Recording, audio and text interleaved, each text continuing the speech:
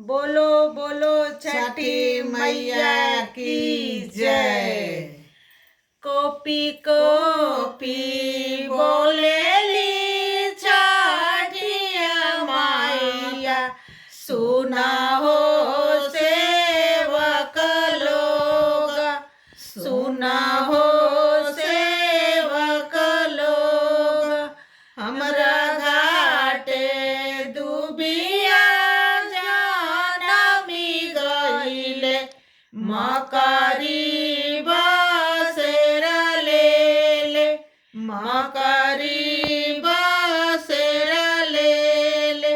हाथ जोड़ी बोले ना किल्टुआ बाबू, सुना हो छठिया माता, सुना हो छठिया माता।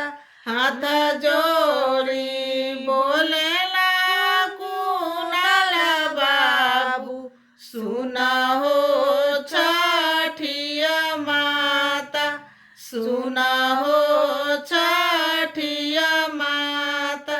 हाथ जोड़ी बोले ना किसान बाबू, सुना हो छठिया माता, सुना हो छठिया माता। रौरा घाटे दुबिया छिलाई देबो, चनना पाड़ोरी देबो।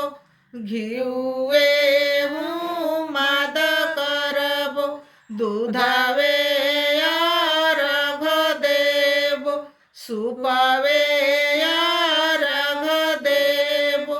फला